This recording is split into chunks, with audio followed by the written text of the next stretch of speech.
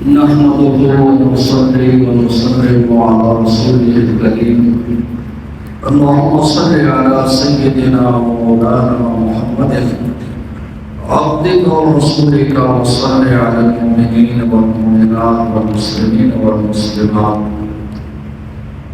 أعوذ بالله من الشيطان الرجيم. بسم الله الرحمن الرحيم.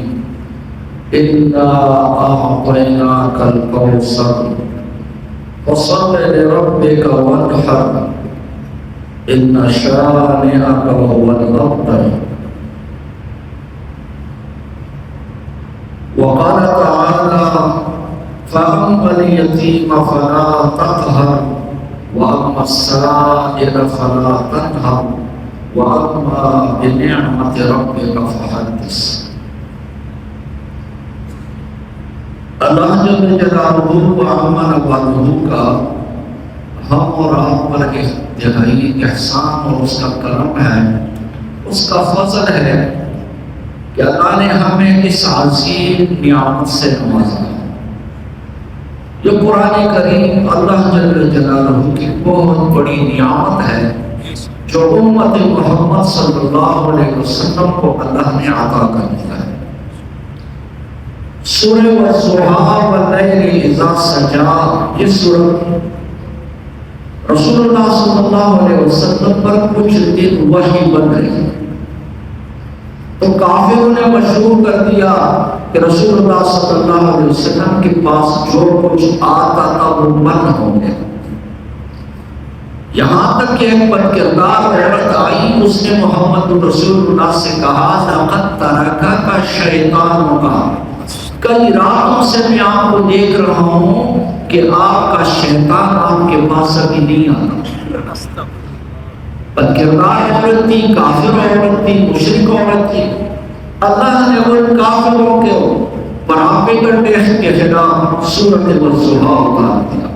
فرمایا والضحیٰ واللیل اذا سجا، مجھے چاش کی وقت کی قسم اور رات کی جب وہ چھا جائے. اللہ رات کو اندھیرا بنا دیتا ہے، پھر صبح اجالا ہو جاتا ہے. اندھیرے کے بعد روشنی اور روشنی کے بعد اندھیرا. جو ذات روشنی کے بعد اندھیرا اور اندھیرے کے بعد روشنی لا سکتا ہے، وہ ذات تیرے بعد وحی کو دوبارہ پہنچ سکتا ہے. وحی بے شک جب بن رہی تو کیا ہوا؟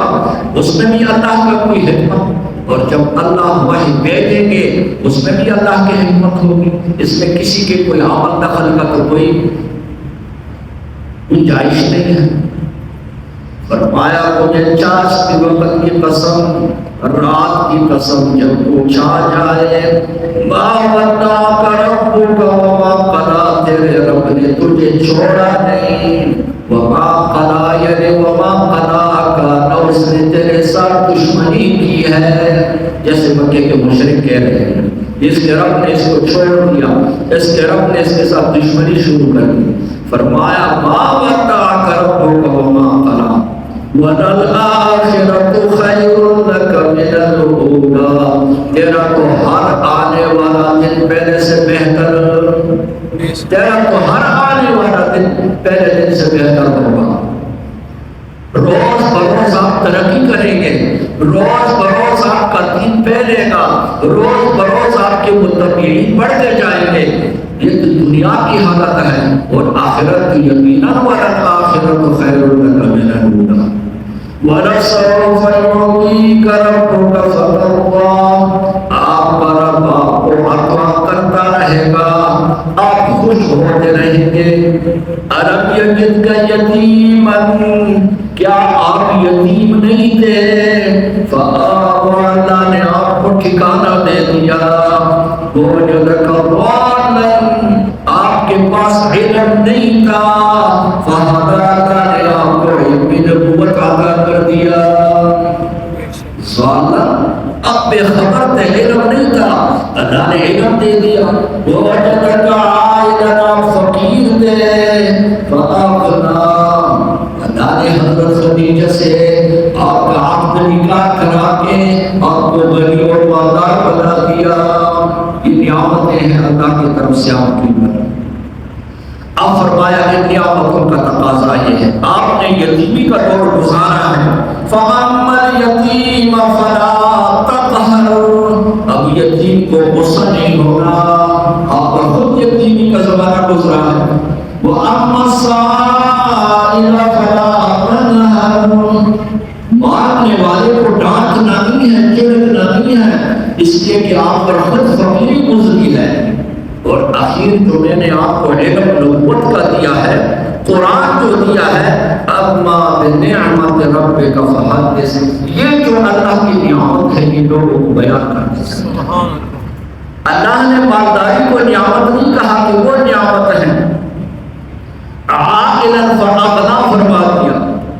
آخری جو علم نبوت اور قرآن جو اللہ نے محمد رسول اللہ کو دیا ہے، یہ نعمت عظمیٰ ہے، یہ بہت بڑی نعمت ہے اللہ کی طرف سے۔ فرمایا یہ جو نعمت ہے اب اس کو اپنے پاس نہیں رکھنا، یہ فحد کسی لوگوں کو بیان کرنا ہے۔ علماء فرماتے ہیں یہ جو لفظ حدیث ہے، حدیث جو رسول اللہ کے اقوال کو حدیث جو کہا جاتا ہے، یہ لفظ فحدث سے نکلا ہوا ہے۔ فحدث میرے نبی لوگوں کو میری باتیں بیان کرتے چلے جانا، لوگوں کو بتاتے چلے جانا۔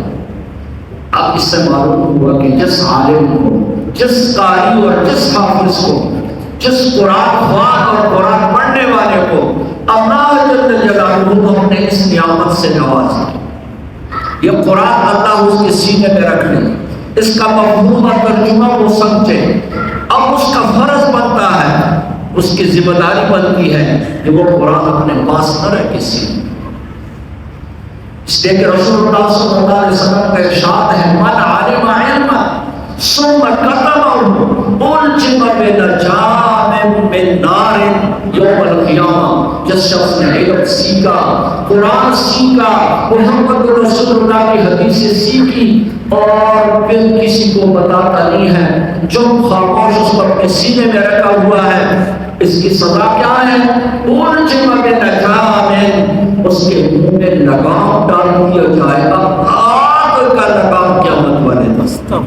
یہ علماء آج جو آپ لوگوں کو اللہ کا قرآن سناتے ہیں، اللہ رسول اللہ بھی لوگوں سے کہا کرتے تھے، ما سألتکم علیہ من اجر، میں تم سے کوئی تنخواہ اس اجرت تو نہیں مانگتا کہ تم میرا قرآن سنو، میرے پاس بیٹھو تو مجھے اتنے پیسے دے دو، میں نے تو کبھی تم سے پیسے نہیں مانگے ہیں، کبھی اجرت نہیں مانگا، مفت بھی اللہ کا کلام نہیں سیکھتے ہو، مفت بھی اللہ کا قرآن نہیں سیکھتے ہو، مفت بھی اللہ کا دین نہیں سیکھتے ہو۔ علماء تو مجبور ہے، ان کو پیچھے سے حکم ہے کہ آپ بنعمت ربک فحدث، اللہ نے جو علم تمہیں دیا ہے، قرآن کو دیا ہے، یہ لوگوں کو سناؤ، یہ لوگوں کو بتاؤ، کوئی سنے کوئی نہ سنے، ہر حالت میں اس کو سناؤ۔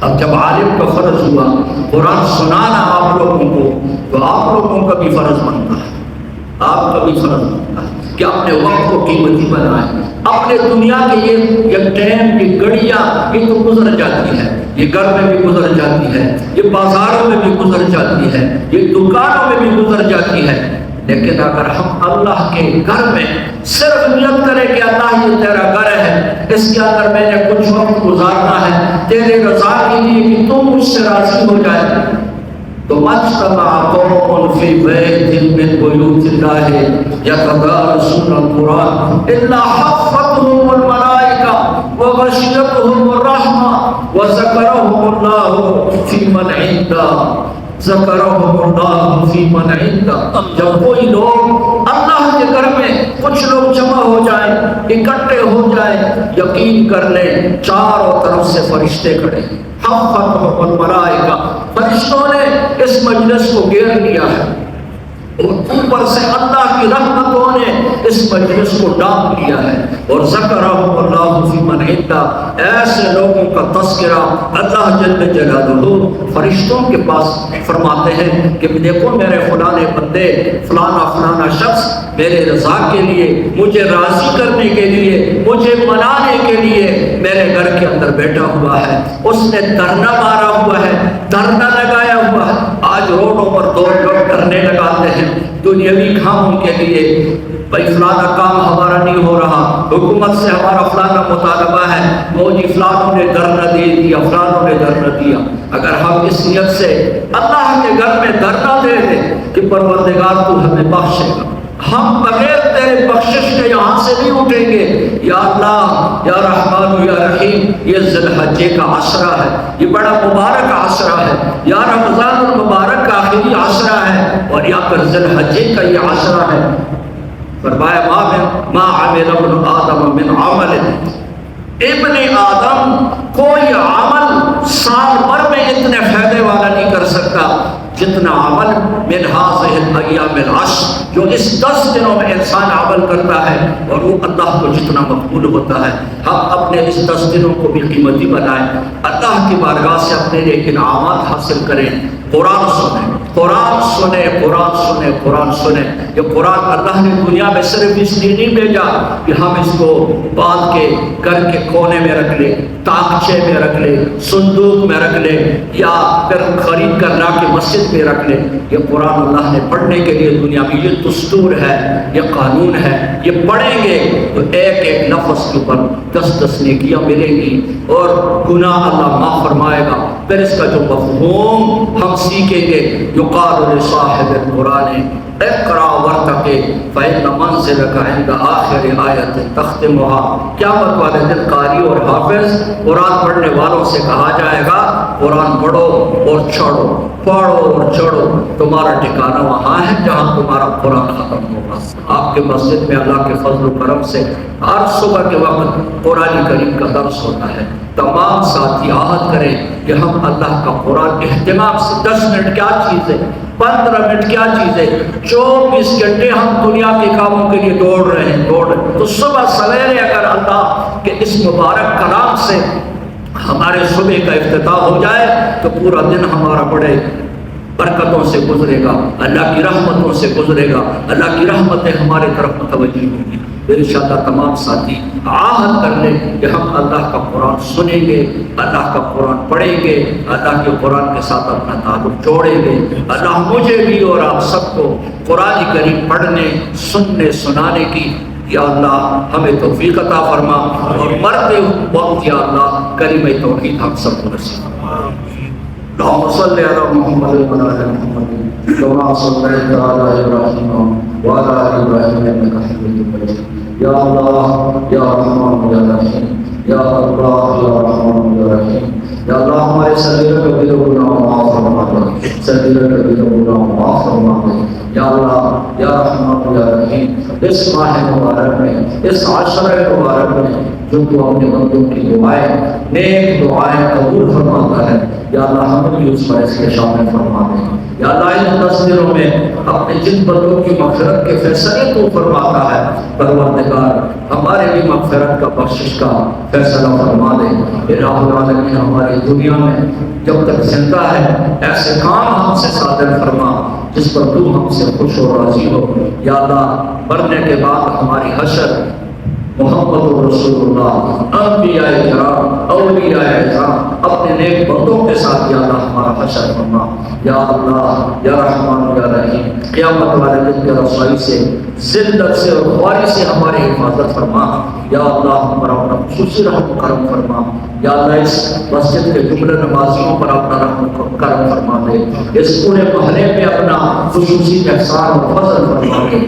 یہاں کے امام اور خطیب اور مقتدیوں کو مزید قرآن کریم سننے، سنانے، پڑھنے، پڑھانے کی توفیق عطا فرما۔ یا اللہ سب پر اپنا رحم کرم فرما، سب کے صغیرہ کبیرہ گناہوں کو معاف فرما۔ یا اللہ جس کو مالی مشکلات ہیں ان کے مشکلات کو دور فرما دے، جن پر قرضے ہیں یا اللہ ان کے قرضوں کے ادائیگی کے اسباب پیدا فرما دے، جن کے لیے دنیاوی کوئی پریشانی ہے یا اللہ تمام پریشانیاں دور فرما دے، بیماروں کو شفا کاملہ عطا فرما، پریشان حالوں کی پریشانی دور فرما، عالم اسلام کے مسلمانوں کی مال و جان اور آبرو کی حفاظت فرما، مسلمان جہاں جہاں ہیں یا اللہ انہیں محفوظ فرما دے، کافروں کے شر سے یا اللہ حفاظت فرما۔ اللہم انا نجعلک فی نحورہم ونعوذ بک من شرورہم، اللہم انا نجعلک فی نحورہم ونعوذ بك من شرورهم صلى الله تعالى على خير خلقه محمد وآله وأصحابه أجمعين برحمتك يا أرحم الراحمين.